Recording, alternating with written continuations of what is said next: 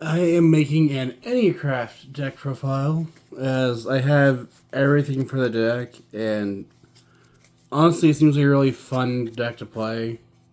I get, er, I haven't tested it against any kind of real deck, but it does seem fun to use. But starting off with the monsters, I play 3 copies of an auto Enneacraft Ocneer, Ocneria. There, I'm going to call it that. But all the little Enneacrafts that share the same pendulum effect, where each time all of the Enneacraft monsters share the same pendulum effect of each time a monster is flipped face up, place an EC counter on this card. And then all the little ones share the effect that once per turn, you can pay 900 life points, show your opponent 3 Enneacraft cards from your deck. Your opponent then randomly picks one to add to your hand, the rest get shuffled back into the deck. And then that effect is a hard once per copy per each of the little ones. And then it also has the monster effect of... all of the Enneacraft cards have the effect where you can reveal it in hand, then special summon another monster from your hand in face down defense, which is not once per turn, per copy. So you can just reveal one and just set like 4 different monsters and then reveal the last one and actually set it. But as the flip effect, that lets you shuffle 3 of your opponent's, or 3 cards from your opponent's graveyard and or banish back into the deck. And then when your opponent activates a card or effect in the graveyard or banish, you can change this face down card to face up defense, so then add an Enneacraft card from your deck to your hand. Let's see, when your opponent activates the card. So, what will happen is you set it, your opponent activates something like, let's see, what's a good graveyard effect that people like to use? Like, your opponent activates the effect of Destiny Hero, I think it was Malicious. You can then chain this, flip it face up, add an Enneacraft card, and then you can use its effect to then shuffle 3 of your opponents, up to 3 of your opponent's banished cards from grave or banished back into the deck. I don't know why I'm having trouble explaining things. It's up to 3, so. And then next, I play 3 copies of Ecto Enneacraft Tremoria. Tremoria does the exact same thing as this one, except the only difference being its effect when face down and its effect when flipped face up. Which, let's see, when your opponent activates a card or effect that includes an effect special summon a monster, changes the card from face down to face up attack, add an Enneacraft card from your deck to your hand, and when it's flipped, negate the effects of one effect monster your opponent controls till the end of this turn. So it is a non-target negate. Though it can't be in response, unfortunately. I would have liked it if it was flipped, then you get to add an Enneacraft card, and then it flips itself face up to negate, non-target negate an opponent's monster. That would have been a lot better, but that's not how it works. Next, I have to play 3 copies of Proto Enneacraft Orgia. Orgia has the effect of when your opponent activates a monster effect in the hand, flip this to add an Enneacraft card from your deck to your hand, and then you can destroy a monster your opponent controls because that's its flip effect. And then for the last of the little Enneacrafts, I play 3 copies of... How is that supposed to be pronounced? Deftero Enneacraft Alazonia. Alazonia has the effect... When your opponent activates a card or effect that includes an effect that adds a card from the deck to the hand, change the face up, add an Enneacraft card. And then when it's flipped, you get to randomly banish a card from your opponent's hand face up until the end of the turn. So it does give you a little bit of hand, or note your opponents and you're playing by a little bit by banishing a card to their hand. Next, I play the big boss monster of the deck, which is 3 copies of Enneacraft Atorimar. Atorimar has the effect of, at the end of the battle phase, if you have an Enneacraft card in your other zone, you can target one monster your opponent controls with attack less than this card and destroy it. So it destroys anything that's lower than 3,000.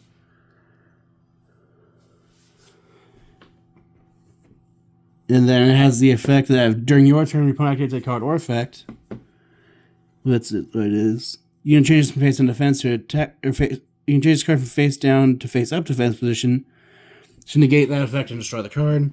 And then when it is flipped, you can change all monsters your opponent controls to face down defense. They cannot change their battle positions.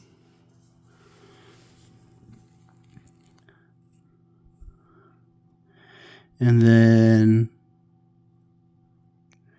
it then has a, you can reveal this card from your hand, switch someone from your hand face down defense position. Okay, and then when, I forgot to mention it, but when you reveal an Enneacraft in hand to set another monster from your hand, it also makes so you cannot special summon for that turn, except by special summoning face down. That's one thing I like about this deck is they're all pendulum monsters, but they also only special summon face down. Because they're all scale 0. I'd imagine in future waves of support, they might get a scale, either a scale 10 or a scale 11, since all the big Enneacrafts are level 9. Honestly, what Enneacraft makes me think of is just like a new age Cleafort sort of thing. Next, I play 3 copies of Enneacraft Ostapixia. Ostapixia, Arcatail, and Azaleon all share the same pendulum effects. I'm not even going to bother going over that. And then this card has the effect of, let's see, how does it work again? See, after this card is flipped face up while it's in the monster zone, your opponent cannot target cards on your field with card effects. When your opponent activates a card or effect that targets a card or cards you control, change this card from face down to face up defense position, negate that effect. Then you can banish face down one random card from your opponent's hand. So your opponent activates something like Infinite Impermanence or Change of Heart. This will then flip face up, negate the card, banish a card from your opponent's hand face down at random, and then it'll make it so the rest of your cards cannot be targeted for that turn. Next, I play 2 copies of Enneacraft Arcatail. Arcatail has the effect of, after this card is flipped face up while it's in the monster zone, each time a monster is sent to your opponent's graveyard, they take 900 damage. And then, when your opponent activates a card or effect that would destroy a card on the field, changes from face down to face up. And then, and Enneacraft spells you control cannot be destroyed by card effects for the rest of the turn.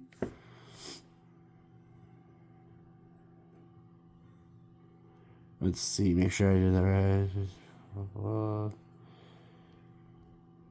When your opponent activates a card or effect that will destroy cards on the field, changes from face down to face up, and then your spell cards cannot be destroyed for the rest of the turn. So I really wish it said Enneacraft cards can't be destroyed for the rest of the turn, because that would have been a lot better, because that means if your opponent activates Dark Hole, it can still be destroyed and nothing bad happened. Then lastly, I play the 1 copy of Enneacraft Azaleon. Azaleon has the effect of, after this card flips face up in the monster zone, each time your opponent adds a card or cards from the deck to their hand, they take 900 damage for each card. When your opponent activates a card or effect in response to your card or effect activation, changes from face down to face up, return up to 3 cards from the field to the hand. So I do like that, but I know it's not like one of the great ones. Honestly, I might trade out an Arcatail for this, but I feel like Arcatail genuinely is a little better. And then for the support cards, I'm playing 3 copies of Gap the Divine Soldier. At the moment, this is just a stand-in for Zaborg the Mega Monarch. As Zaborg the Mega Monarch has the effect of its tribute summon, you can target one monster on the field, destroy it, and then each player has to send, and then each player has to send monsters in the extra deck to the graveyard, equal to that destroyed monster's level or rank.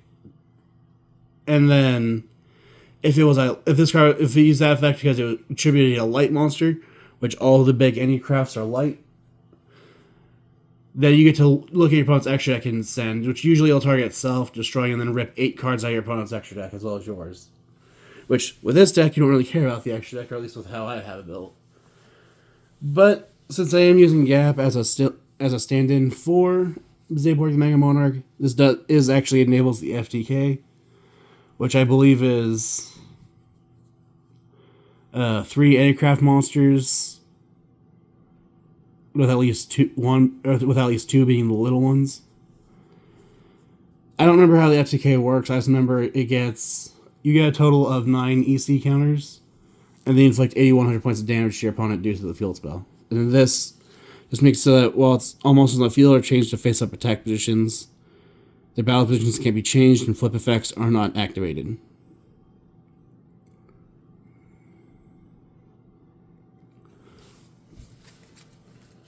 But like I said, while this is in here, I can do the FTK, but I would prefer to play Zaborg than Mega Monarch. Another option is instead of playing Zaborg, you can play or you can play it with Zaborg, but 3 copies of Vanity's Fiend, because this deck is not normal summon, so you can just easily set one of the little ones, tribute it, summon a Vanity's Fiend, and now the other player can special summon monsters. And then lastly, for the monsters, I play 3 copies of Ash Blossom and Joyous Spring. This is primarily in here to say no to Perulia, or Moltronemy Perulia, or you can use it when your opponent goes first and isn't going to activate Perulia. Also, one thing I will say is in the side deck is 3 copies of Lava Golem, just because, again, this deck is a normal summon, so having Lava Golem, which lets you tribute. I'm citing 3 Lava Golem and 3 Sphere Mode, just to get rid of opponent's board so I can build my own board. Which they tribute 2 or 3 monsters respectively, but then they also take away your normal summon. For these spell cards, I play 1 copy of Terraforming to search for Enneopolis, which is the Enneacraft field spell. Then I play 1 copy of Pot of Prosperity, since again, with this deck, the entire extra deck is meant to be sent to the graveyard. But Pot of Prosperity just lets you banish up to 6 cards from your extra deck face down, to then excavate cards on the top of your deck equal to the number of cards you excavated. Add 1 to your hand, put the rest at the bottom of the deck in any order. And then any damage your opponent takes the rest of the turn is halved. Which, with the version of this deck I intended to play, that's not that big an issue. And I believe it's also... Let's see... Trying to remember if it has something like... Okay, and then after it resolves, you cannot draw for the rest of the turn. But you can still get your searches. Next, I play 3 copies of Enneacraft Release. Enneacraft Release lets you take an Enneacraft Pendulum monster from your deck and into one of your Pendulum zones, and this card's in your graveyard, except the turn it was sent there. You can banish it to add a face-up Enneacraft monster from your extra deck to your hand. And you can only use each effect of Enneacraft Release once per turn. Next, I play 3 copies of Enneacraft Rebirth. Enneacraft Rebirth has the effect that you can shuffle any number of Enneacraft monster cards from your hand and or face-up field into the deck, then draw cards equal to the number of monsters you shuffle back. And then if your opponent normally specials a monster while its cards in the graveyard except during the damage step. Then you can banish this card, activate one of these effects, or you can special summon an Enneacraft monster from your hand in face-down defense position, or you can change a face-down defense position Enneacraft monster you control to face-up defense position. And you can only use each craft of Enneacraft Rebirth once per turn. Next, I play 3 copies of Enneopolis. Enneopolis has the effect of... It's always treated as an Enneacraft card. Then once per turn, during the end phase, remove all EC counters from your field, and if you do, your opponent takes 900 damage for each counter removed. Which, again, the gap thing gives you 9 counters, so this will do 8,100 points damage. But it also has the effect that you can only use each of the following effects of it once per turn. Where you can target any number of Enneacraft Pendulum monster cards you control, return them to the hand. And if an Enneacraft Pendulum monster you control is flipped face up during the main phase, you can choose one of them and either return it to your hand or place it in your Pendulum zone. And then lastly, for the deck, I am also playing 3 copies of The Fallen and The Virtuous. This card's only purpose in this deck is sending a Fusion Monster Dimensions Fallen of Alabaz from the extra deck to the graveyard to then target a card your opponent controls and destroy it, which of this deck will also make so during the end phase you get another copy of it. And that's it for the main deck. If you don't want to play the Fallen and the Virtuous, then you can either play Destructive Daruma Karma Cannon, or you can play Soul and Luna, which honestly Soul and Luna would probably be better. For the extra deck,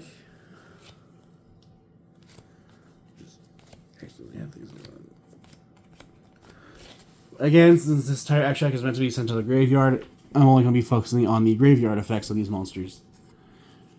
Play one copy of Aggregator. This just makes it so that when it's sent to the graveyard, target a monster your opponent controls negates effects till the end of the turn. Target a monster on the field, return it to the hand. Omega can put itself and one other card in your graveyard back in the deck. Or one other monster back in the deck, not any card. Next, I play 3 Natis. Natis lets you target a monster your opponent controls, or let's say target a card your opponent controls and destroy it. Garura, this monster just lets you draw a card when it's sent to the graveyard. Fossil Warrior Skull Knight. This card lets you can banish a card from your graveyard, target a monster your opponent controls, and destroy it. And then lastly is 3 copies of Albion the Branded Dragon. During the end phase of this card is sent to the graveyard this turn, you can take a branded spell or trap from your deck and either add it to your hand or set it to your field. There are 2 cards I'm going to put in the extra deck once I have them, which is 1 copy of Tri-Brigade Fergie and 1 copy of Tri-Brigade Bucephalus the second, or I can't remember if it's second or third.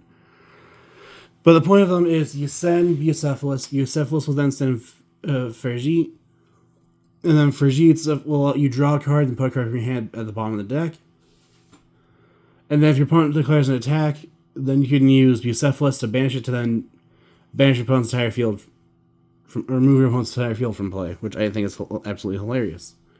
Which when I put those in, I'll probably take out the Albions, or either the Albions or a Natis and Skull Knight, or not Skull Knight, Natis and Garura. I'll probably take one of each of those out for those. But that is it for the extra deck. Like I said, most of the extra deck is just meant to be sent to the graveyard with Zaborg and Mega Monarch, or be banished off of Pot of Prosperity. If you have any ideas what I can do to improve the deck, and ideas for decks like to see be made in the future, I'm currently working on a few variants of Heka Hands, which I believe are Azamina, Chimera, Kashtira, and Horus. Those are 4 different variants I was looking at with Heka Hands. I'm just waiting for the rest of the Heka Hands cards to arrive. But if you have any ideas for decks like to see made in the future, decks like to see face each other, or decks like to see, or any ideas for improvements, feel free to down or comment below. I always read the comments. Thank you for watching if you're still here.